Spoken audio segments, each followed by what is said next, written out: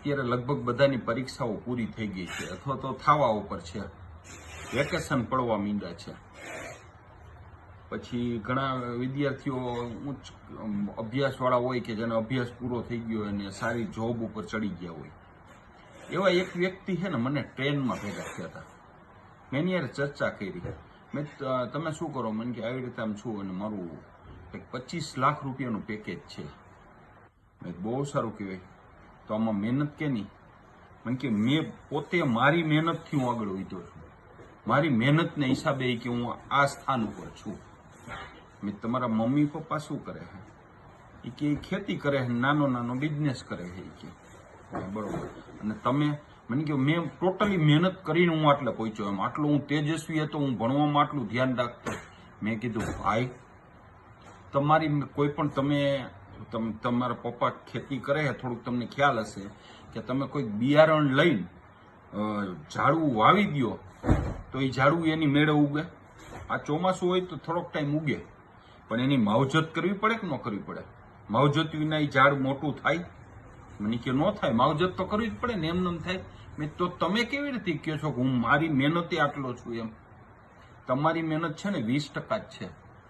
તમે 20% મહેનત કરી, સાચી વાત છે, જાયગાઓ ધ્યાન દીધું હોય એક ચીતે, બરોબર છે, પણ તમારી મહેનત છે ને 20% જ છે. બાકીની 20% છે ને તમારા પપ્પાની મહેનત છે. મને કે કેવી રીતે?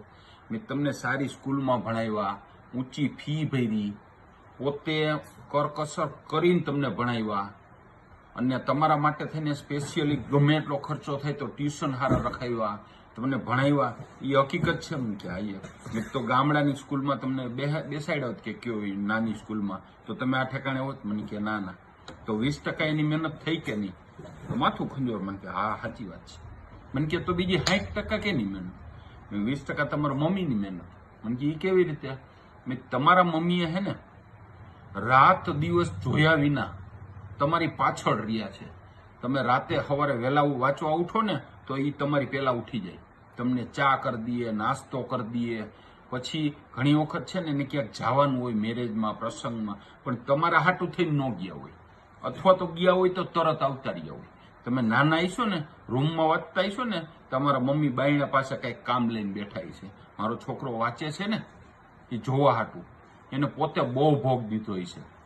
તઅહીંયા તમે આ કક્ષાએ પહોંચ્યા. સાચું? મને કે સાચી વાત છે. આમ ખંજો. મને કે સાચી વાત. મારા મમ્મીએ 20% આપ્યું.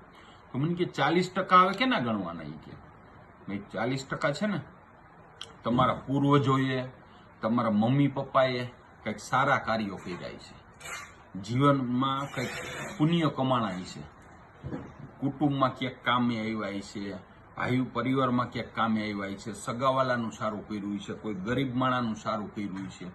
એની હે ને એની જે કાંઈ આપણે કહીએ ને કે એને આશીર્વાદ આપ્યા, એ આશીર્વાદ મળ્યા છે તમારા મમ્મી પપ્પાને. તો એ આશીર્વાદ તમારી ઉપર ફેડ્યા 40%માં. ભગવાન છે ને એ રૂપિયાનો ખોબો ભરીને ઢગલો ન આપે. જે કંઈ આપે ને એ આવી રીતે એમ આપે. એ 40% આશીર્વાદ તમારી ઉપર ઉતરા. તઈએ તમે આ કક્ષાએ હો. બાકી ખાલી કોઈ વસ્તુથી નથી. એટલે જીવનમાં ક્યારેય છે ને મા બાપને નહીં ભૂલવાના. એને હિસાબે આપણે છીએ, એને હિસાબે આપણે અહીં પહોંચ્યા છીએ. એને શું કર્યું એ નહીં વિચારવાનું. એને આપણા માટે કર્યું ત્યાં આપણે અહીં છીએ.